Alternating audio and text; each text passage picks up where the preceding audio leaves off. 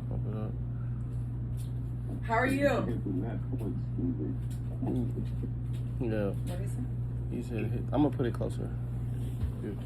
Because you're the one that needs to hear, not me. I cannot hear him over here. Ron, you good? Yeah, I'm good, man. Can you hear? I can. I'm probably gonna have to have him repeat it, but That's doing 1 2 1 2. Yeah. I think I'm as loud as I can get. Yeah, okay. And I'm going live too. All right, I'll let y'all talk for a second. Let me turn off this AC. Anaya can hear you, Ron.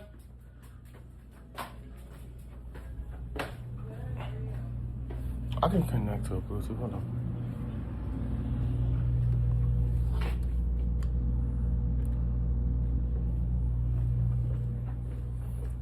What's up, chat? About to do a studio confessional with the client, Anaya, an artist. So I'm just getting my Bluetooth real quick. And we about to get it started. in like this. Sit down. Yeah, that's a good content for you. I actually should do that, and I use this HD for my little Netflix reel. It's like she did the most with that. What up, Big Ron? Hold on, I'm getting this Bluetooth connected. Sammy's saying hit a brother back, but I'll be on him in a little while. Yeah, send me, bro. And then just a heads up, we should be good, but I do have to go pick up my daughter at about 2:50. Okay. Yeah. Keith, what's your Wi-Fi real quick? It's a 4K one, Mm-hmm. but then I have to go get the connect it. Say what I feel. All right, Ryan, say something. Yeah, taxi 1 2. Tonight, can you hear me? Can you hear me? It's connected. Need to come my way. But you gonna throw it you fall. Here we go. Wait, shoot it. Hold on. One more time. All right, go ahead, Ryan. Say something, Ryan.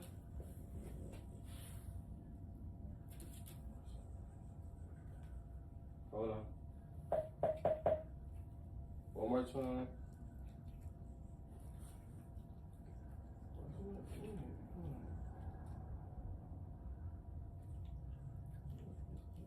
One more time. Oh my God, bro. You know, There it goes. There it goes. There it goes. There it goes. We're good. We're good. Oh wait. But old We're good. We're good. We're good. We're good. Okay. Yeah. Anaya, can you hear me? Yeah. Okay, cool. What was it, Keith? Just for Yeah, I had to next time. connect. What's up, chat? Yeah, we here. We over here with Anaya, famous artist right here. The famous artist. She sing. Go check her out. I am not. But we're doing confessionals, y'all. So Ron Lee, our producer's online right now. He's on he say sick. Some people saying sick. Yeah. So Should I go live too? yeah, we're going See, live. okay. Talk I might to the need, chat, the chat knows need it. you to connect me to the Bluetooth then. Okay. And if I get too shiny, like oily, because it's hot, Oh, you you gotta got let to me connect to the know. Bluetooth. You got to connect to the Bluetooth. No, I was saying, can you connect me to Wi-Fi? Wi-Fi? Yeah, yeah. To do live. But if I get a little shiny, if I Share. get a little oily, All right. All right, you're done. Ron. you have to tell me that. Yes, sir. All right, we here. We all connected. We good. Nice. You rolling? Not rolling yet. Let me check. Y'all, do you see the shot, Ron? Or no? I do not. I'm looking at the ceiling right now. Yeah, that's boring. All right. Let me see if I can. I can probably put you over here now, so you can actually see it. Let's see.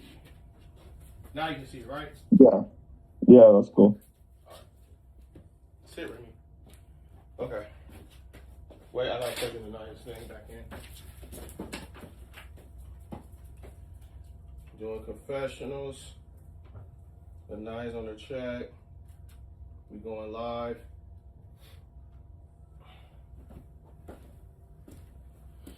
All right. Cool. All right. I think a lot. We're rolling? Not yet. Anaya's checking her stuff out first. I think she's gonna go live too. All right. Here, I don't know All if right. I'm gonna like put it Yeah, I'm gonna put it over there. somewhere. I get.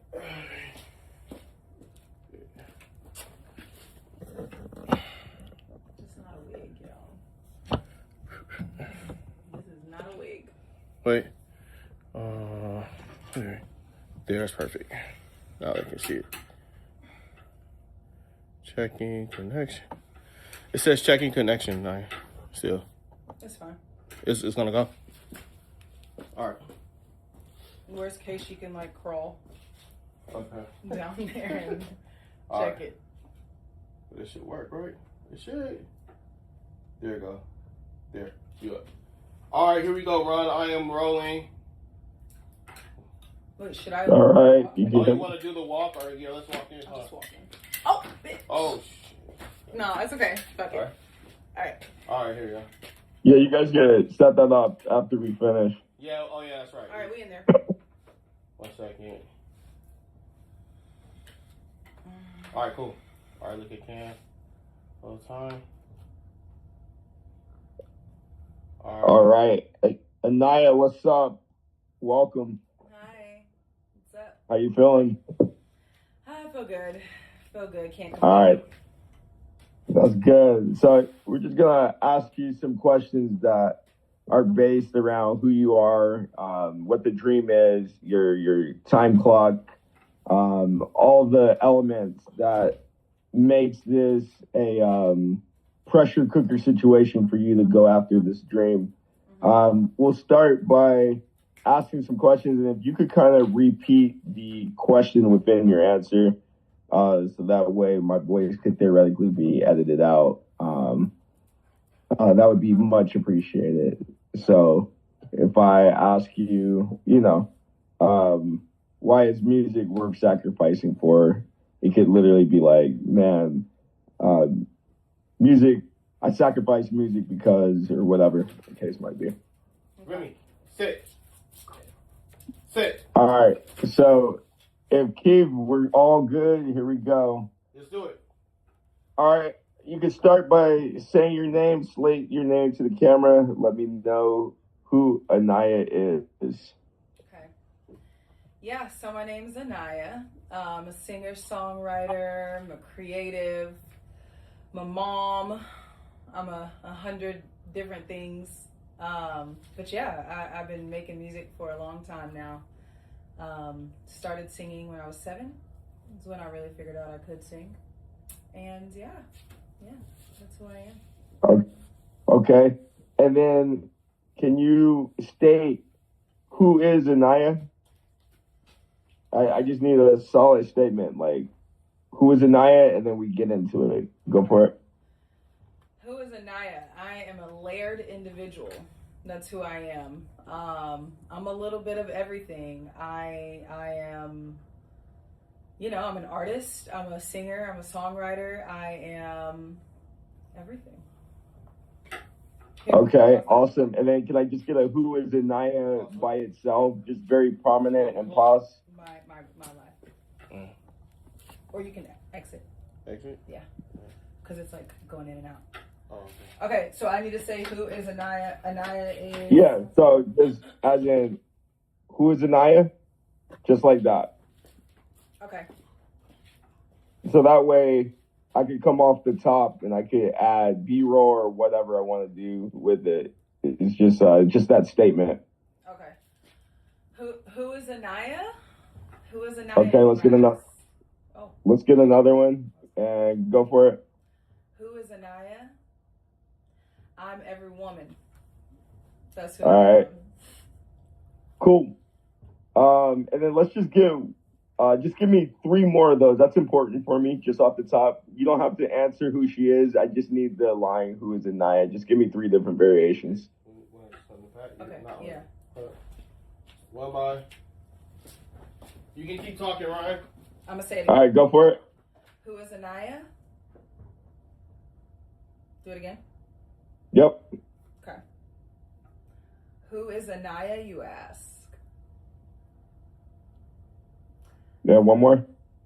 Who is Anaya? Wait, got it. Keith, do I have time code? Are you doing time of day or anything? He went and got a thing because it's hot as hell.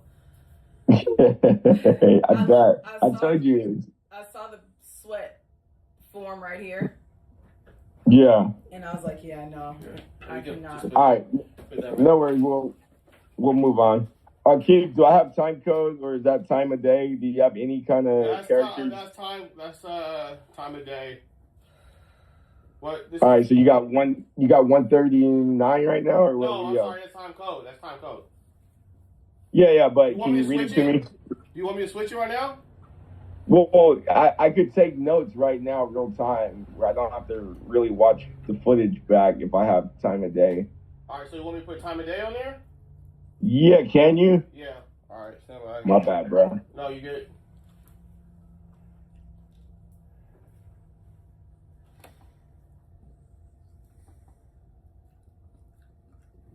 Time code.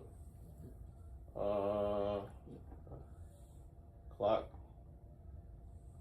What time is it? It's 1:30. I got 139. Wait. Hold on.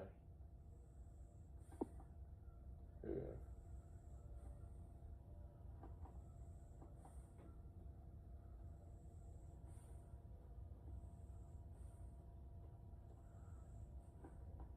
There we go. 1:30. You said 1:30, Ron? Yeah, well, 140 now. 140, 15 seconds, 16. I'm gonna put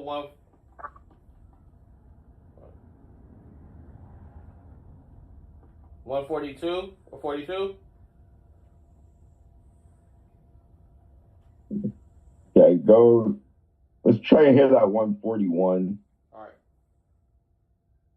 Tell me when 141. All right. Oh. All right, it's 20 seconds to 141. All right. 15, 14, 13, 12, 11, 10, 9, 8, 7, 6, 5, 4, 3, 2, 1. 141. All right. Cool. All right, thanks. All right, we on. Okay, Well, sweet. All right, here we go, Naya. My first question to you, what does your name mean? So my name, my real name is Aniya, Aniya. I feel like in Hebrew it means gracious and merciful. I looked that up. But my parents gave me the name. My dad wanted to name me Princess, and my mom was like, "No." So they came up with Aniya. And then my artist name is Aniya with 3 eyes. Nice. Okay. Who is Aniya when the music stops? Oh, and real quick, I was gonna say I can like elaborate on these questions, right? Yeah, of course. Okay, cool. Don't know like the time frame, but say that one more time. Yeah, I wanted to know who is Aniya when the music stops. Honestly, I am not one of those artists that has like a persona. You know what I'm saying? I don't know. I feel like ever since I've been doing this, like I never did like the persona. You know what I mean? Where it's like an artist and then there's me. I feel like it's all me. So when the music stops, when it starts, it's all the same. I feel like it all bleeds into one another, you know?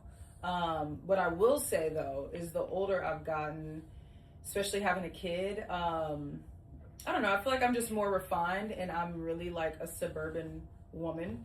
So I guess when the music stops, I'm a suburban woman. Like I'm really chill.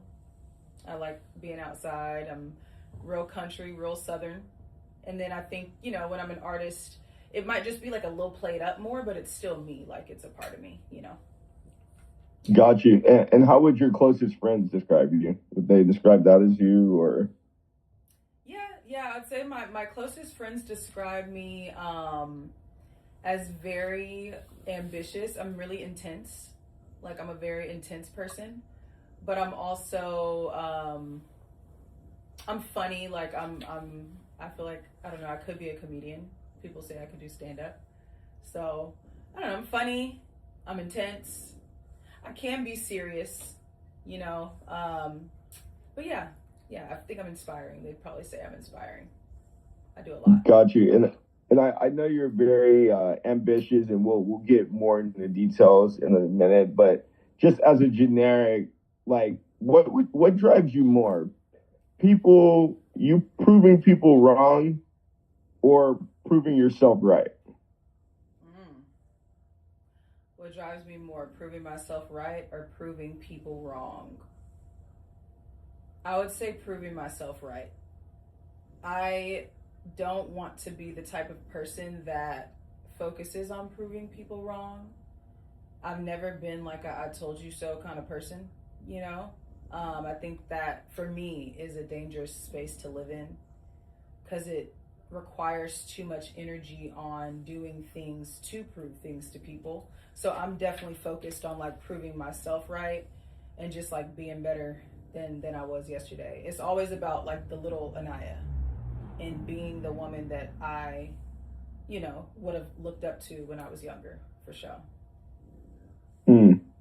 And speaking of younger and music specifically, when did you know?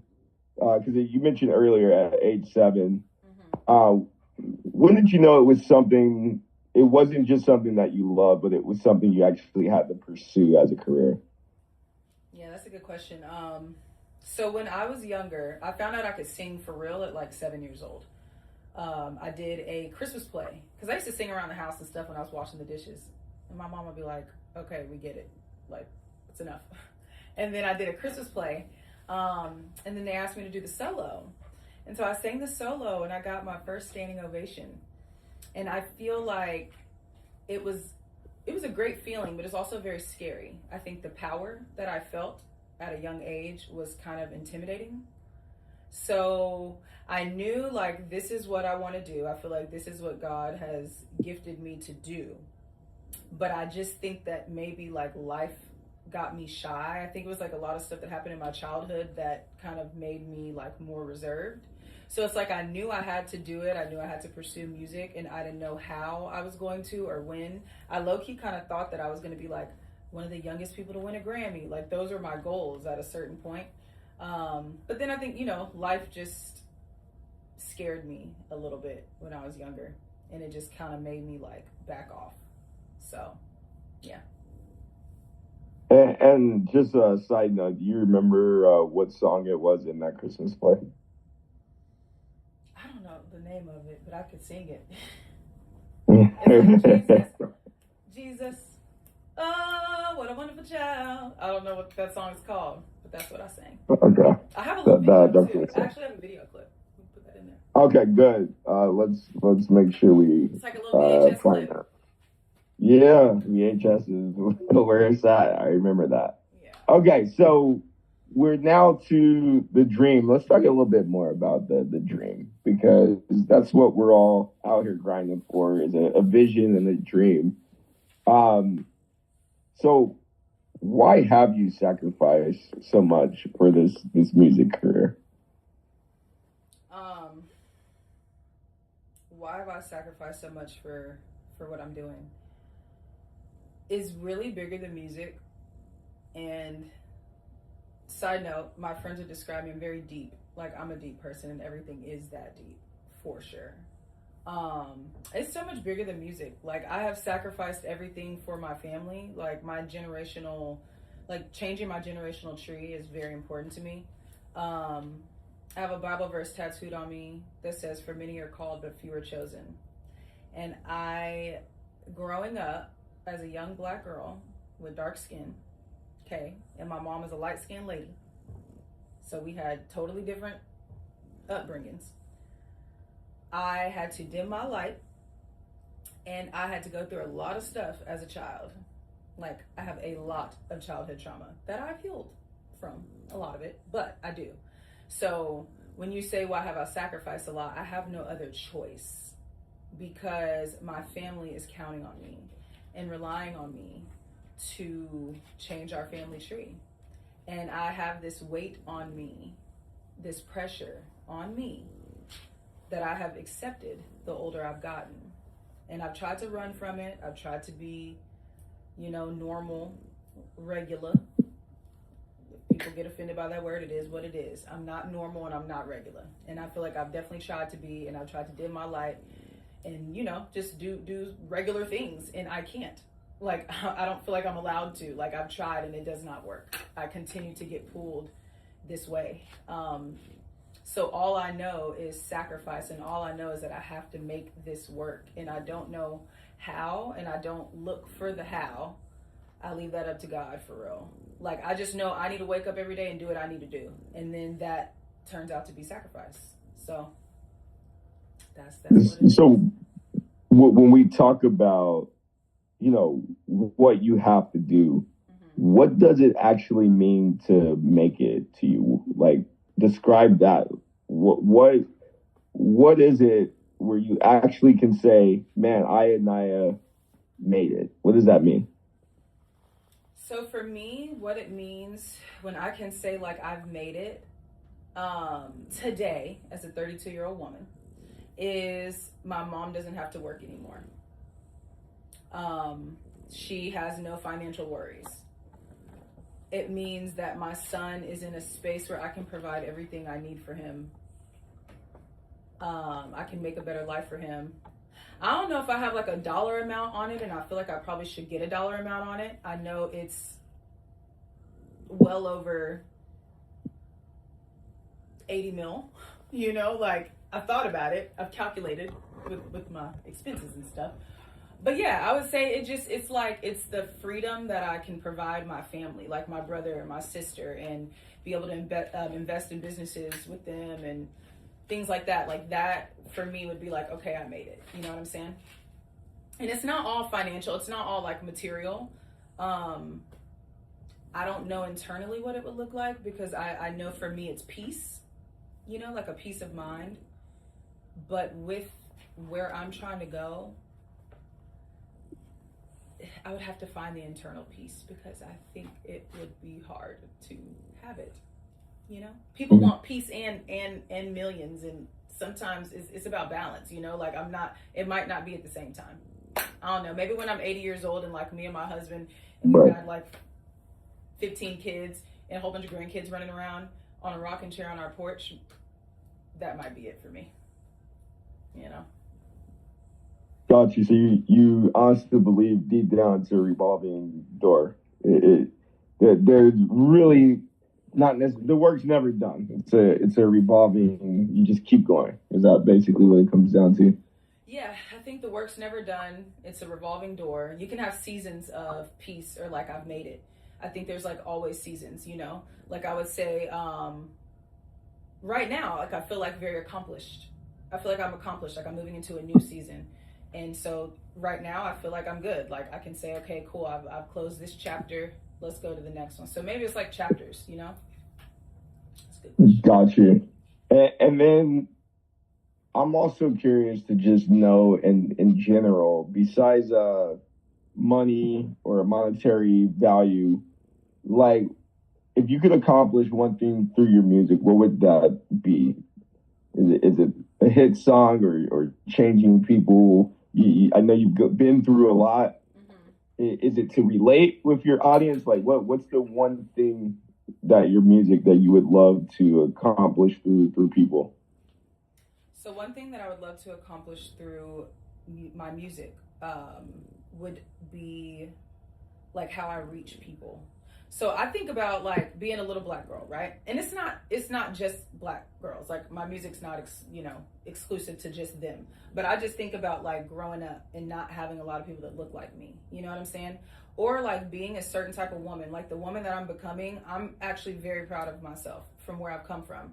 My music is a tool, and it's a vehicle to get me in front of people. So you know how people be like, oh, I don't want to be famous. Like,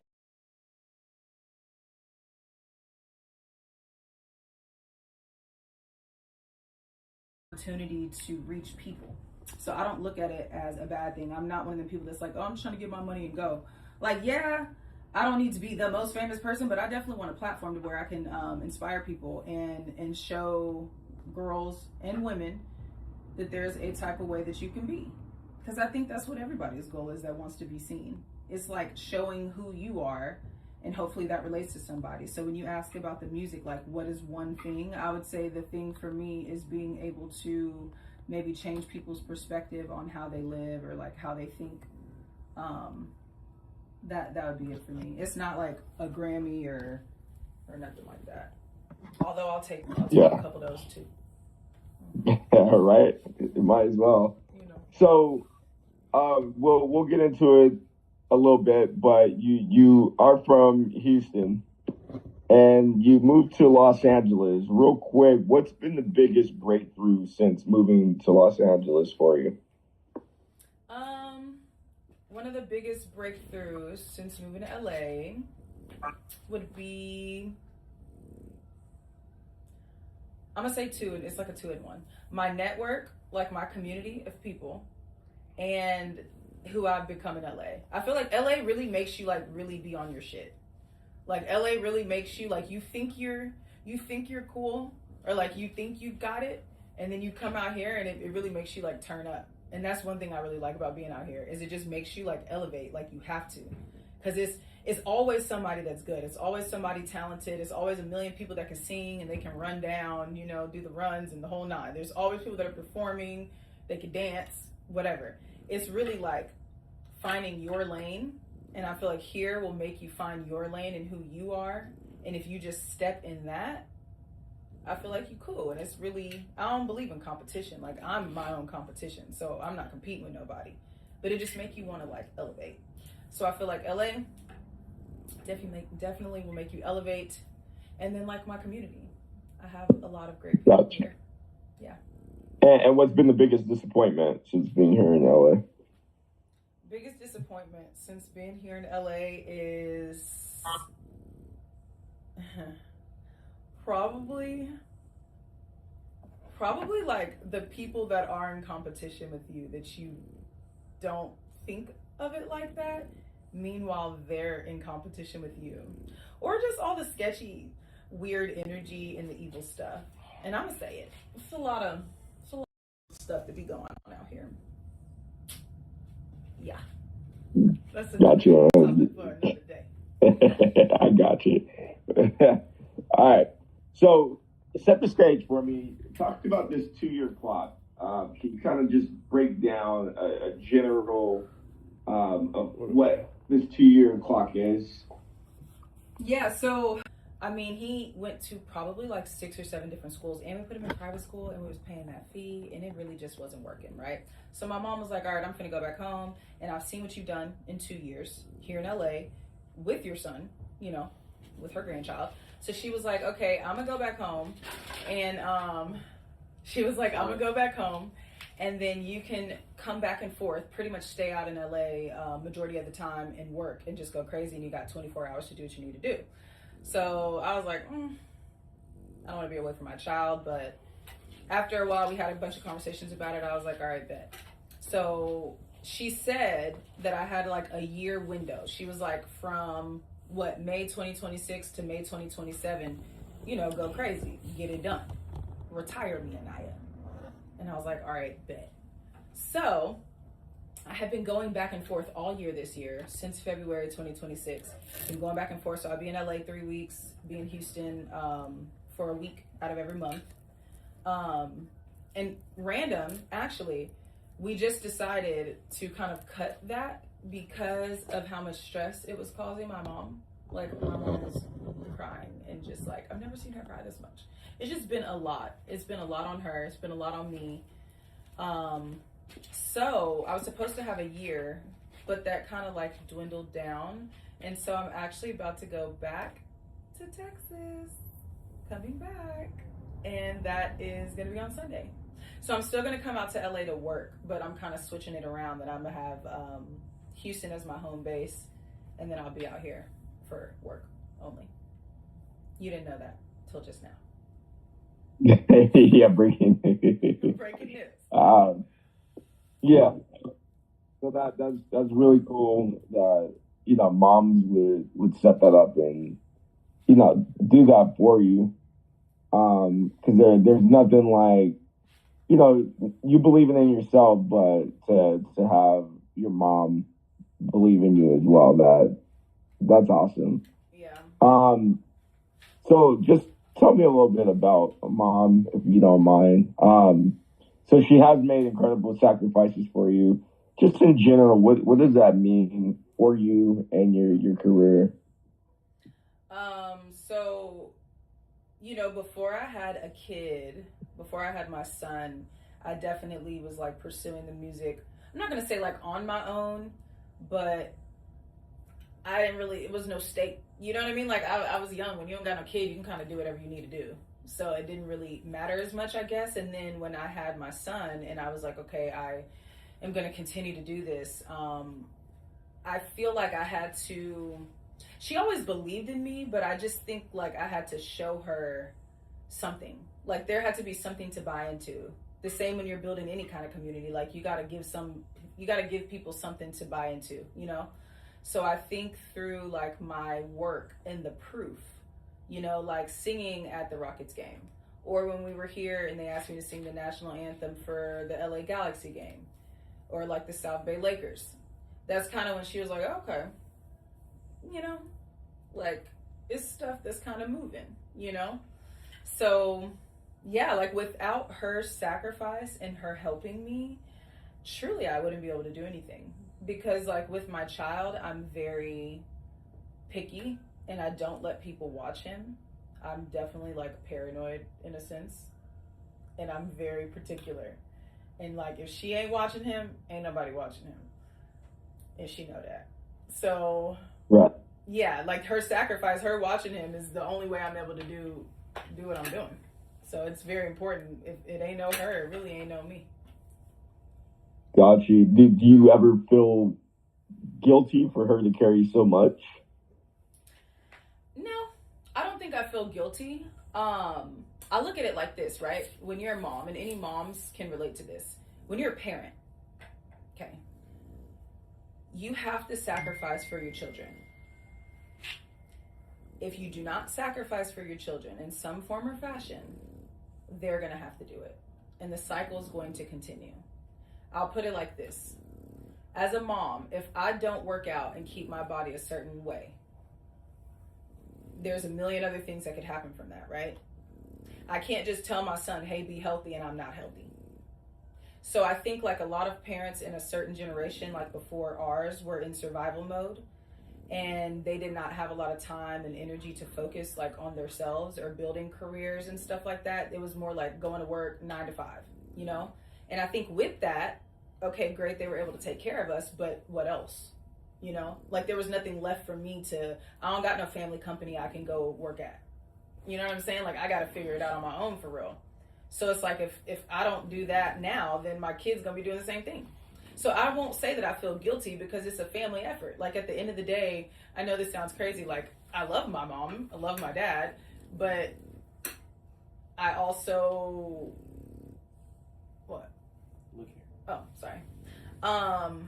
Yeah, I love my mom and I love my dad, but I also know that to move this family forward, it is a family effort. And I feel like that's how we look at it. Like it's not every man for themselves. And I think if families looked at it more like that, I feel like we would have more growth as a community. And I would even say as a Black community. So no, I don't feel guilty. I think she's helping me as she should. I'm grateful. But yeah. Yeah, and a part of, I guess, you making it, what do you hope this journey will give back to her? I mean, everything. Like I said, like retiring my mom is my biggest priority. So there's multiple streams here, right? Because with music, we all know that, you know, just getting streams ain't finna pop you. Like there's a bunch of different things to this. So there's like business things I'm doing, there's music. It's like a full ecosystem, you know? And with that ecosystem, my goal is to have multiple streams of income, which, you know, they're coming, to where she does not have to work anymore. And she can really enjoy her life because I don't think she's been able to enjoy her life. And that's sad for me, you know, because she deserves to be able to enjoy her life and just like chill and not have to worry. And, you know, I have siblings. I have an older brother, a little sister. I have other siblings that my dad had. And, you know, my mom is she be helping all of us, so she just needs to be able to chill. Nice. That's what's up. If we could go a little bit into your son, you mentioned earlier he has autism. Can you go a little bit more into that? Can you tell us about your son? Yeah, about my baby. So Egypt is my son's name, and he's about to be 7 in September. And yeah, like when I had him initially, everything was great, you know. When he was about 3, like 2.5, 3, like he was such a chill baby first, let me say. He was like super chill. And then like 2.5, 3 came around and he started turning up. It was getting real hype. Just like the Terrible Twos thing, that's real. But I started noticing kind of like, I don't think he was, it's like he was very verbal. He was very verbal, like young, you know, but I think there was just like the milestones thing. You know how they'd be like pushing the milestones. And so I feel like with the milestones, there were some that he would hit, but then there were some that he wouldn't. And then like when he was 2.5, he taught himself how to read. So we would be like driving down the street and he would pronounce like AutoZone at like 2. And I was like, what? You know, like he was just like pronouncing like really big words. And he was just very interested in learning and like academics. So he knew all his shapes and his colors and everything at like 2 or at 10 months. He didn't even crawl. He literally skipped crawling and just started walking at 10 months. And then he taught himself how to run like 2 days later. Like he would just go back and forth until he ran. So I was like, okay, I don't really got no kids, but I don't know if that's like common, you know? So then, yeah, it was just like little things like that, you know? And then I feel like the social and emotional part, when I started putting him in daycare and stuff, you know, like they would tell me like, oh, he just kind of likes to play by himself or like whatever. So it was like little stuff like that. And then when we moved to LA, I just feel like with the daycares and the child cares that we were going to, like they just weren't working out. And I'm not the kind of mom that's just gonna like let things be. Like maybe I'm a little hypochondriac. I'm just like very over analytical. And so I was like, well, let me just get him tested.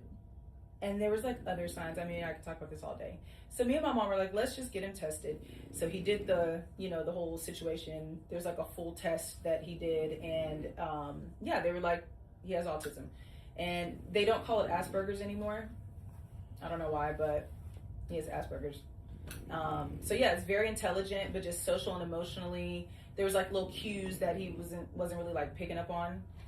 And then there was one time too where I was having a conversation with him, and I think he was like 3.5, and I just felt like it wasn't fully like eye to eye, like registering, and I would cry. Like it would make me cry. There was just so many times where I was just like, you know, of course you want your child to be okay and all these things, and he is okay, but it was just like little stuff that I just kind of was picking on. I think it was like the mom intuition. So yeah, they told me I had autism, and yeah, that's just kind of how that started. Yeah. And as far as the autism itself, how has that changed your life as a mother?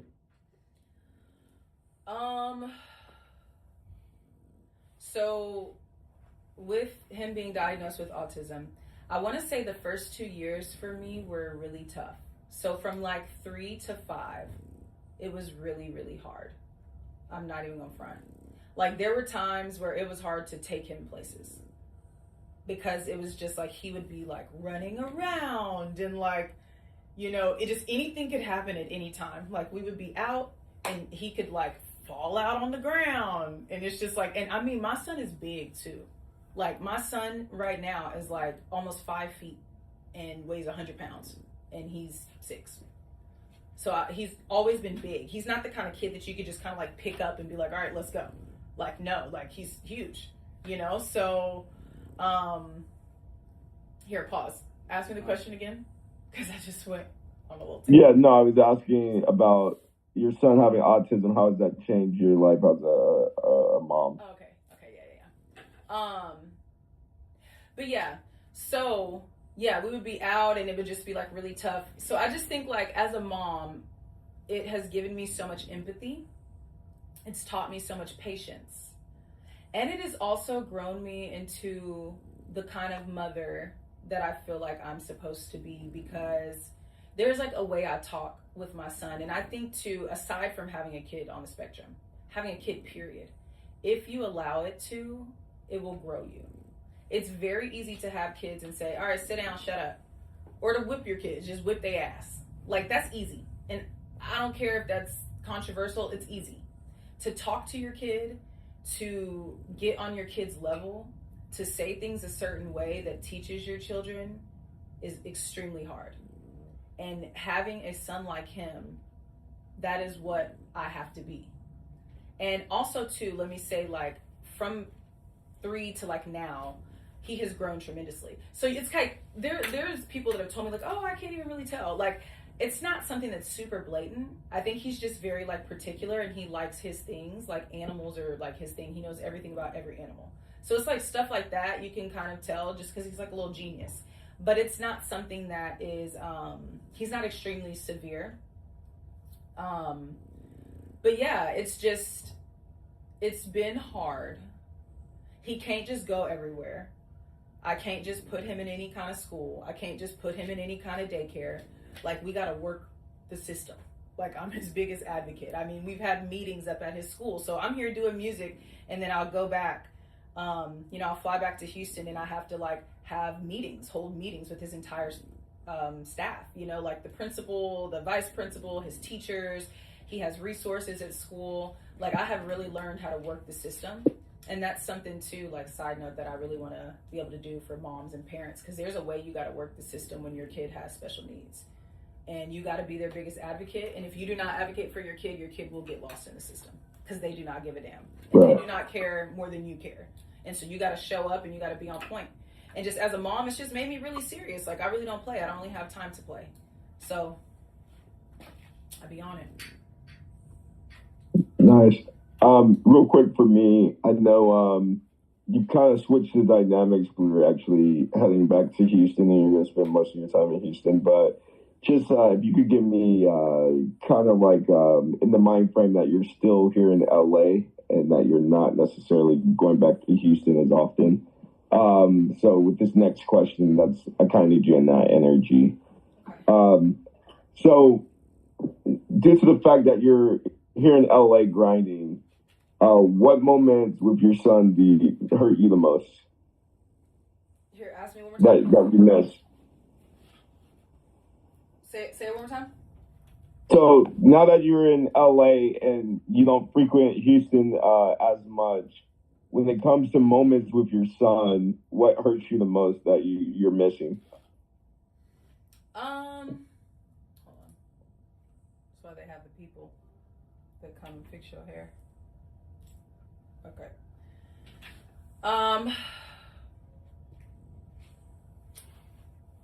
So with can you start with me? Can you start with it's hard for me being here in LA, and then just go into what you need to say? Yeah. All right. So it's hard for me being here in LA, and my son being in Houston. Just like the day-to-day kind of stuff, like my son's always happy.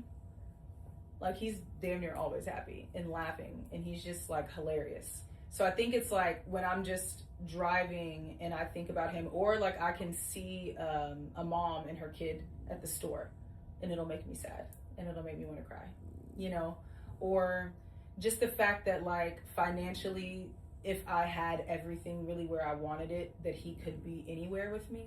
Although I don't want him to live in LA, because I just prefer him to just live a different type of life. But yeah, it's hard for me on just like the day-to-day kind of stuff, or just when I think about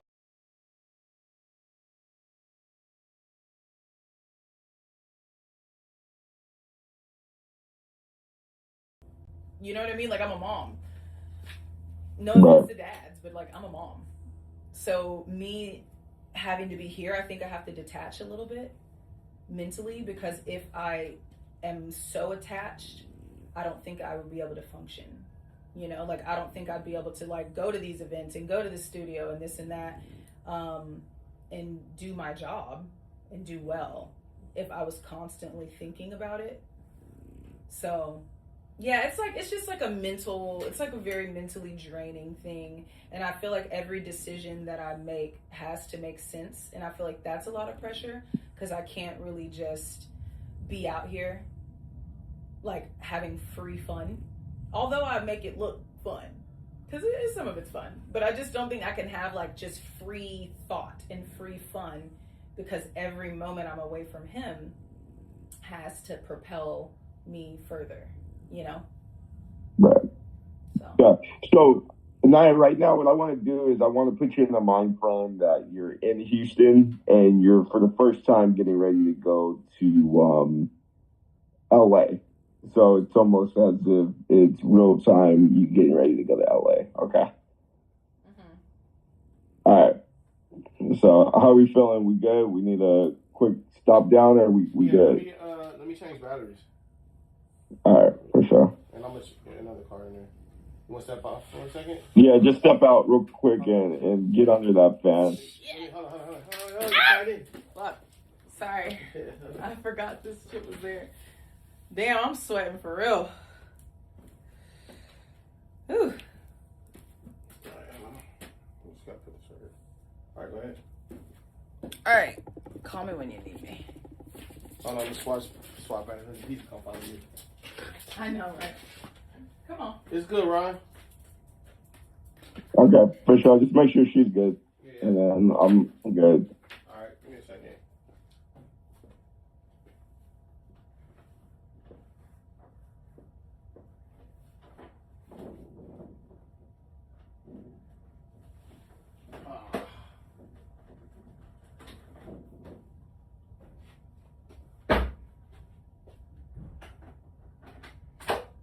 You like the setup though?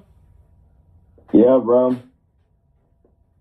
I like that black, and then you could change it to a white sidewall too. White. Wow, Green. that's dope. Alright, we got how much I'm putting another card in. We did one card already, they're 33 minutes apiece. So I'm gonna take one card out. There's another one. Alright, we're back up. B is done. Which one's B? Okay. Whoa. Alright.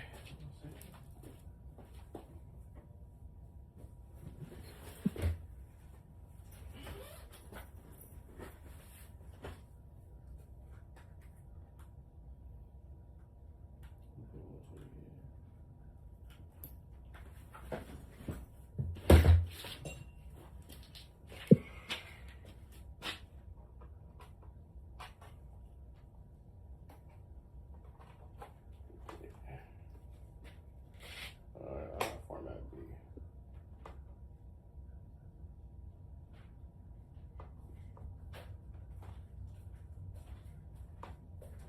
All right, I have a question for y'all.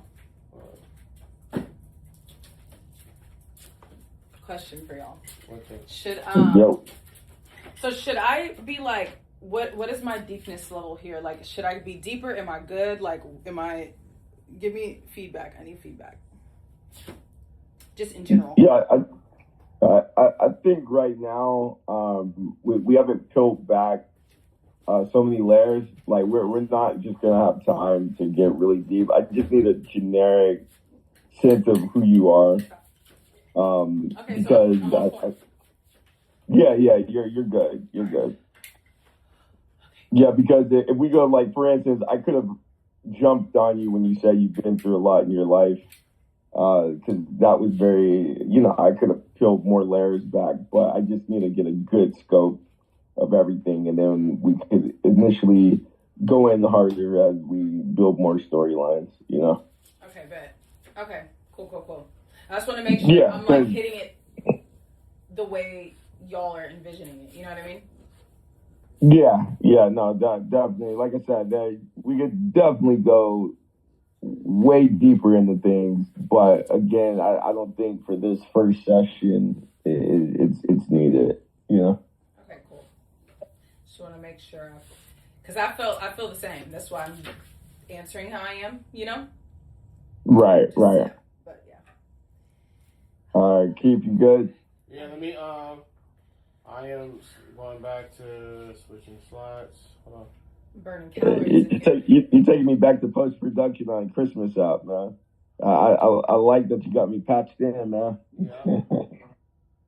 Yeah. Hell yeah. I do it the right way, you know what I'm saying? For sure. Alright, here we go. Switch slots. Or Clover, baby. Let's go. Alright, here we go. Let me just patch her back in.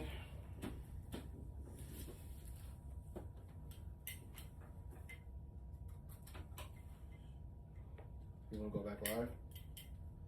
Should I? If you want to. It's an opportunity to do it.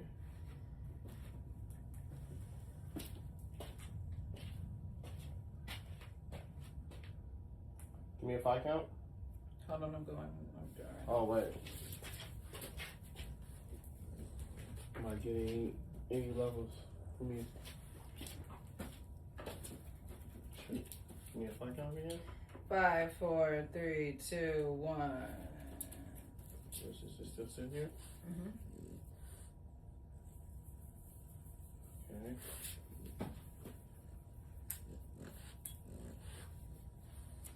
Shit.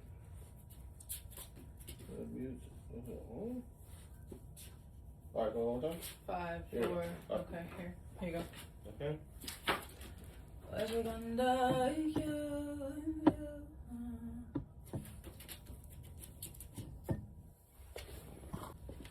All right, Ron, we back. All right, give me a quick second. All right. Happily. All right, and I'm rolling. All right, cool. So now what I was saying is I need you to put yourself in a mind frame of Houston as if you're leaving. You said as if I'm leaving, yeah, like, kinda, to come here? Yeah, I need different scents. I know you kind of switched it up on me, but I know, right? I guess Keith did tell you. yeah. So it's all good. It's all good, Keith. Don't worry about it. All right, so we're leaving for Houston to LA, and then we'll do a quick one leaving LA to the Houston real fast. So, all right, here we go. All right, Naya. You're just about to get on the plane. What's the hardest part about getting on this plane to Los Angeles? Okay. Pause real quick. Oh, okay. Yeah, stay current. Gotcha. Like this is happening in real time. Real time. So the first time I got on the plane, okay, wait, I need to talk like it's happening now, right? Not in past tense. Yeah. This is just a special side segment. Gotcha. So I can have stuff to play with. So yeah, like I feel good leaving to come to LA. Maybe because it's the first time, I don't think that it's hitting me, you know what I mean? As seriously as it is going to moving forward. I feel like it's only 3 weeks because it's 3 weeks in LA, 1 week in Houston. So I feel like kind of excited to get a little break, to be real, and to go, to LA, get some stuff done. But I feel like as I go on more and more, it's going to kind of start hitting me. And I think like maybe in that second week, it would hit me, it'll start hitting me. Yeah. I think. And what's going through your mind? Is that Keith? Did I answer that? What? Yeah. Did I step over you? No. Did I answer that right? Okay. She wants to know, did she answer it right? Like. Yeah. Okay. That was fine. Bet. All right. So what's going through your mind when you're right now leaving your son behind? Leaving him in Houston and coming to LA. I would have never imagined in a million years that I would have a kid and have to do this, like have to travel back and forth. I think like you know, when I was younger, I thought like, okay, yeah, like when I have a kid, I want to be able to have a nanny, and we're gonna have a homeschool teacher, and it's gonna be me and my husband there. We're gonna be all traveling together. So maybe just kind of realizing that that's not what it is, you know, and I have to leave him there because it is better for him to be in Texas, and it makes sense for me to come to LA to work and to get this stuff done. You know, life is about adjustment. So I feel like maybe just the mental adjustment is hard. But it is what it is, you know? It's what I gotta do. He'll get it later. Good. And then, what have you already shot that you actually have footage of? You mentioned earlier, like national anthems that's already been done. Yeah. While here in Los Angeles. Yeah, and then All I right, did so- I did the national anthem at the Rockets game back in Houston, Christmas time, like 2 days after Christmas. That game right after Christmas. Okay. And then what you did one in LA? Yeah, I did the South Bay Lakers. That was the first one that I did. That was November 2024, I want to say.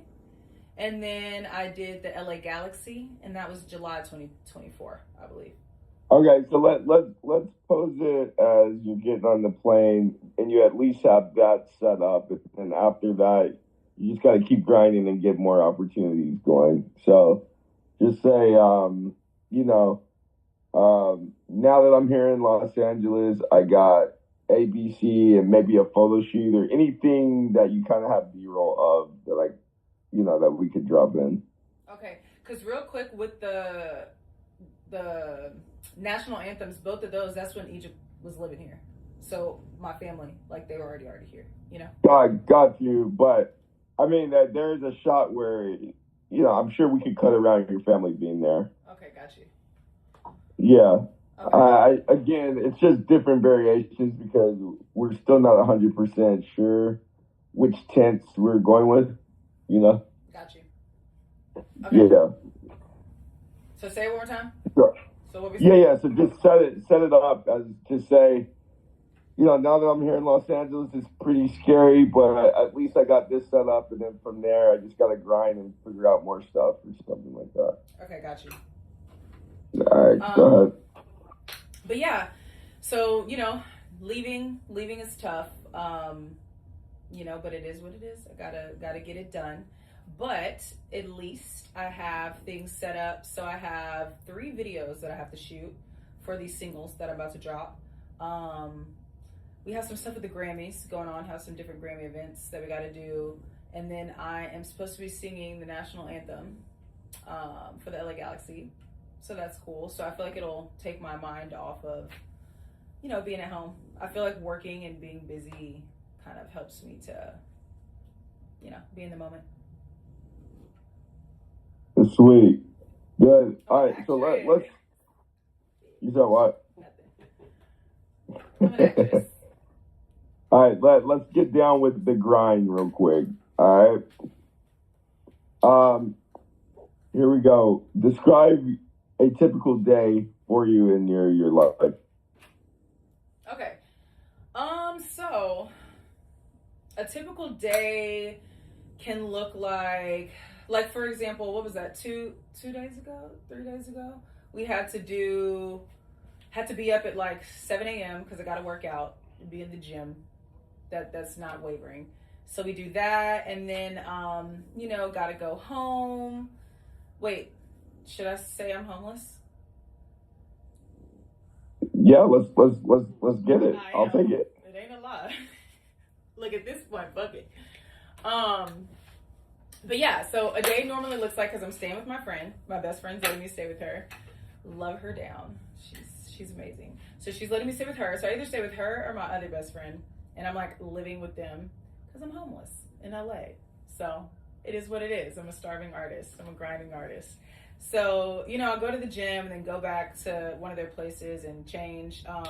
And then usually what we do is try to set up like studio session during the day. So I'll do like a studio session. I have a lot of my songs already recorded that I've been dropping this year. So the songs are done. So now it's more like content and business. And then if I do go to the studio, it's for sync opportunities. So like sync placements for TV and film. So I have some of my engineer and producer friends that I work with. I kind of work with like the same people for the most part when it comes to sync stuff. You know, so go to the studio and then try to work on like some briefs. And then we've just been shooting so much content. So we've been doing 3 pieces of content for each song. So we'll do like 2 iPhone visuals that my best friend Jenna will shoot. She's like my right hand. She's my photographer. Yeah, it's my girl. So we'll shoot those, and then we'll do like a couple photo shoots to go along with those videos. And then we shoot a professional video for each song. So usually we'll do like one of those in a day and kind of like try to spread it out. And then a bunch of events at night. Yeah. Get home maybe 2, maybe 3, maybe 10, maybe 4. Do it all over. And do it all over again. That is the grind. What's the hardest part of your grind that people never see?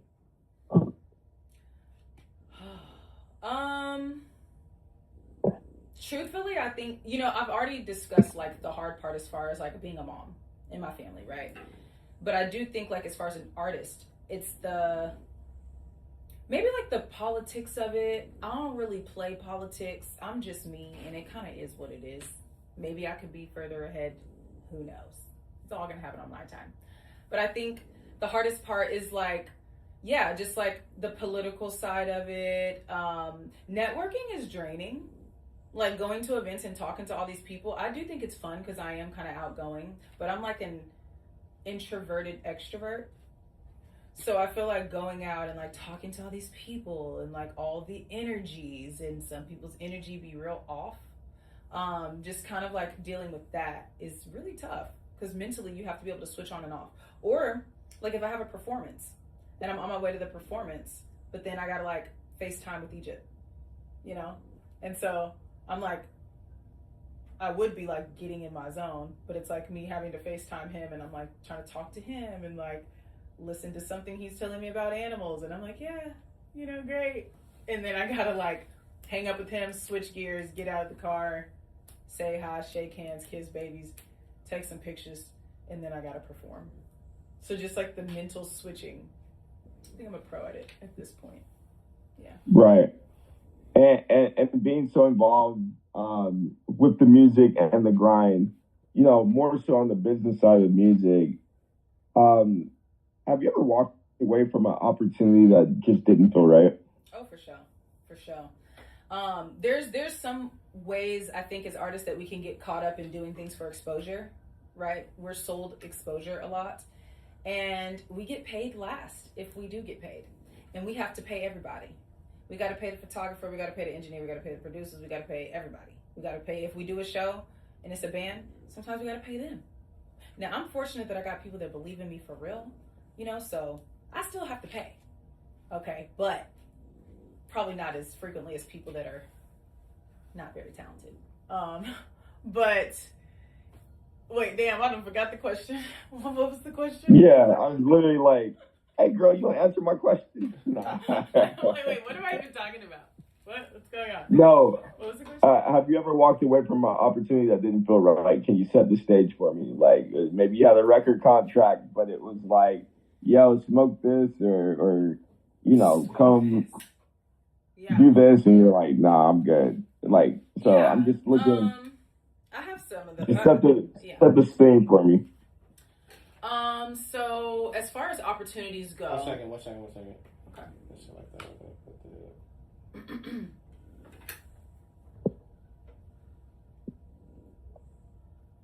All right. I'm ready.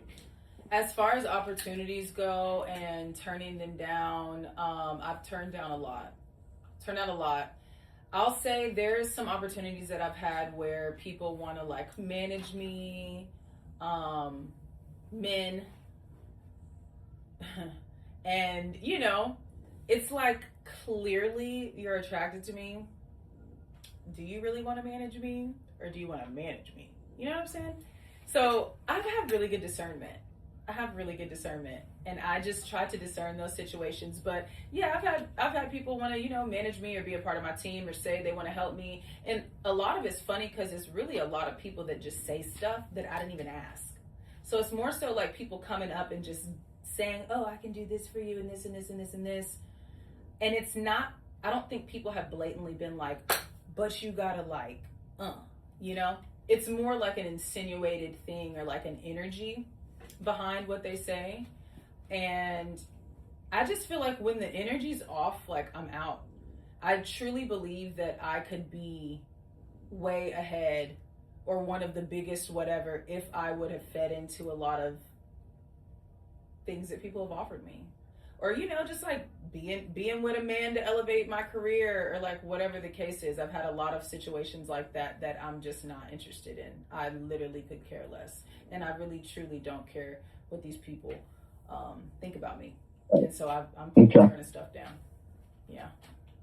Got you. So I'm gonna hit you with a little bit more of harder questions.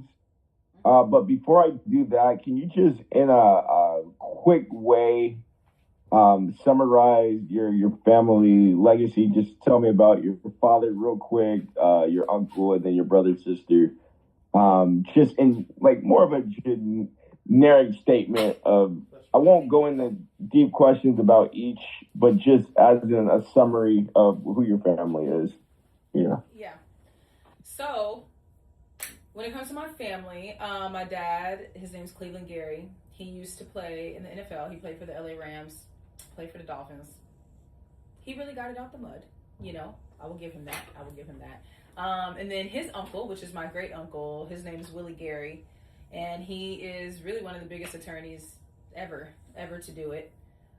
So I do come from legacy and from greatness. I was gonna say a part that I'm not gonna say. Okay, so just rephrase it. Just say, I really do come from a legacy of greatness, and then just skip over what you were about to say into something else. Yeah, but I come from a legacy of greatness. I really do. My older brother is an Olympian.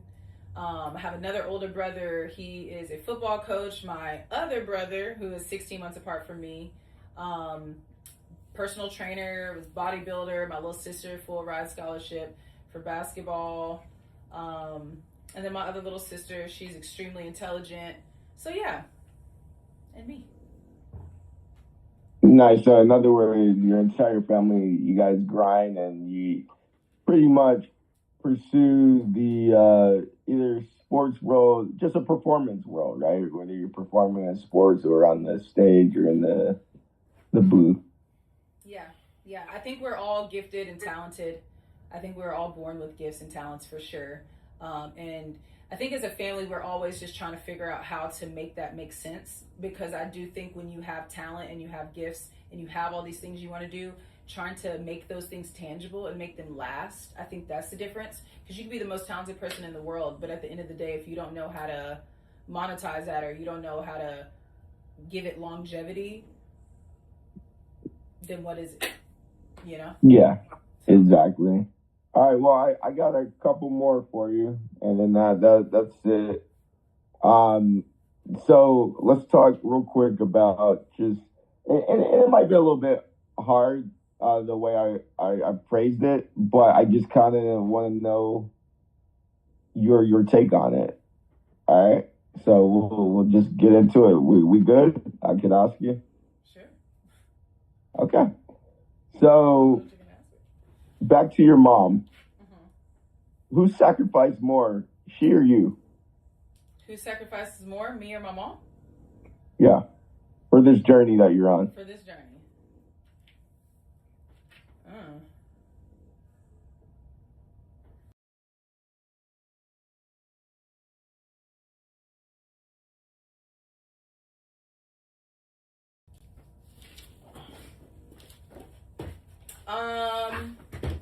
Oops, sorry. Go ahead. I am not going to say who sacrifices more. I think we sacrifice different. Now, what I will say that me and my mom have both agreed on. I have lived a life, okay? I have lived a life, and I done said I have been through a lot in my life. I do think me and my mom have both agreed. I'm grateful to be alive. Let me just say that. As far as sacrifice goes, I'm not gonna say more. Just different. Yeah. Okay. That can be And then would you say, I guess, what is the price of your dream? What is the price of my dream? I mean, clearly we kind of talked about it. It's all the sacrifice, right? With your son, the flying back and forth. Like, what is the price, and do you think is it worth it?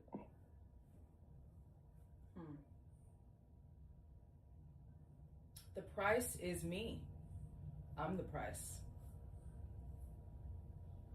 Plain and simple. Is it worth it?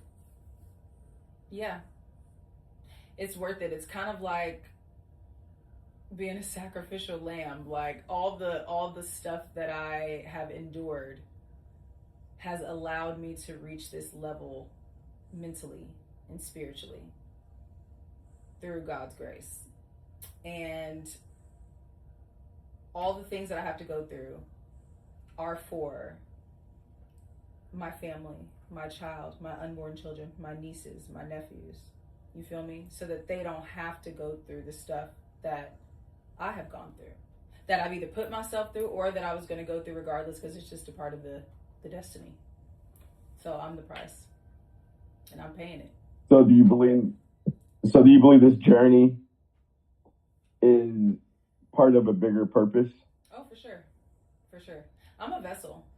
Like, I've always known, like, I'm a vessel. This is bigger than me. This is bigger than me. There's stuff that I've been through, like, in my childhood and stuff that, like, because I've been through that, I'm able to prevent, like, my kid from going through it. Or, like, my nieces, I can have conversations with them. So, it's always bigger than me. Yeah. Yeah.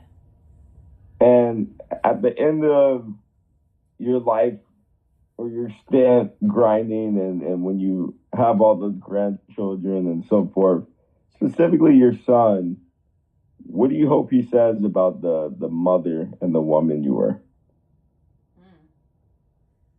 I would love for him to say, like, my mom chose happiness. My mom chose to be happy. My mom was ambitious. My mom followed her dreams. My mom inspired me to do anything, that I can do anything. My mom was gentle. She was kind. She was feminine. Yeah. I don't want him to be like, my mom worked so hard night and day and she was sweating and nah. I just want him to, just see me as like being happy and loving and caring and things like that. Okay, and then the proudest moment you've had career-wise thus far to this day? The proudest moment I've had career-wise thus far. The proudest moment I've had career-wise. I don't think I've had it yet. I got work to do. I got a lot of work to do. I'm not satisfied yet. That's what's up. And then for me, that's pretty much it. I got a lot of stuff, and Keith, you have anything, brother? Nah. Just let's get room tone. All right, real quick before we do that, Anaya, do you have anything you want to say in general while the cameras are still rolling? Do I have anything I want to say? No. I think you asked some good questions. I'm gonna lay it all out there, y'all. It's the Anaya Show. For sure. Well, good stuff. All right, let's do room tone. All right, room tone. Here we go. We need 30 seconds starting. What is room tone? What do I need to do? It's complete silence. Now. Okay.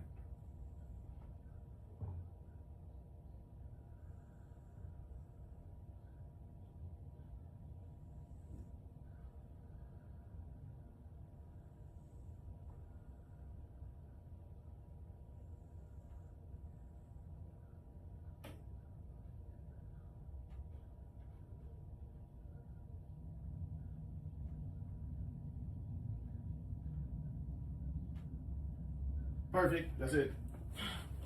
Wait, hey, do me a favor. Yeah. Can you get that Bible verse on there, or unless it's in a decent spot? I don't know where it was located, but. She said she can't show that one. Okay, never mind. Which is so crazy because why, as a child, I got this tattoo at like 16. Why would I put a Bible verse down here? Like what? What? It's crazy. All Alright, good. so, but you need the B-roll stuff from her though, right?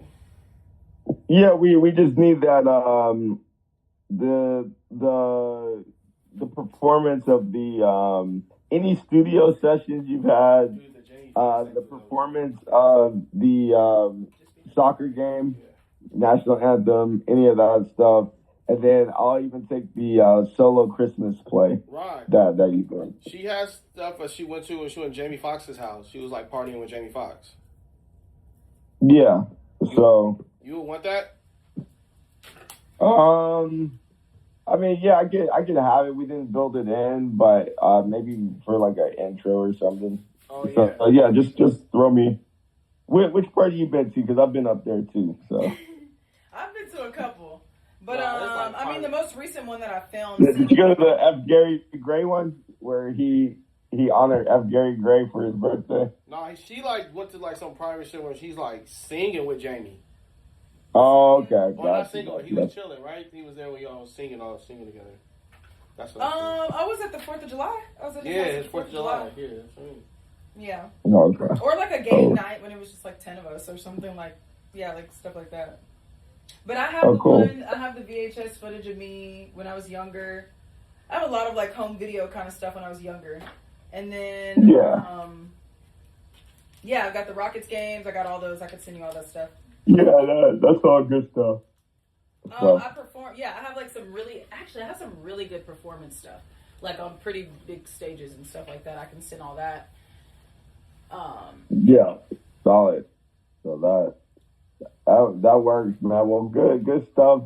Safe travels back.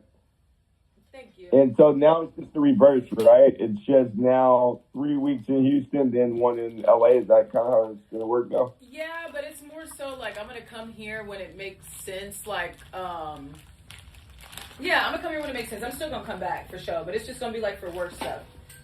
If it happens, Yeah, like and it's gotta goes line on, up. I You ain't could, back, then I'm just not back. yeah, you could stack your calendar, and make it all line up and work. So.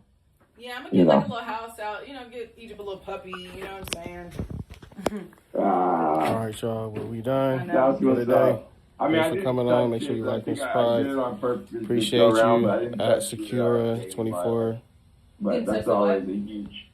People like Anaya. They said they love her. I can't hear you. Say it one more time. No, I said I didn't touch it this go round, but the whole dating life. That's always a great element, especially when you're grinding.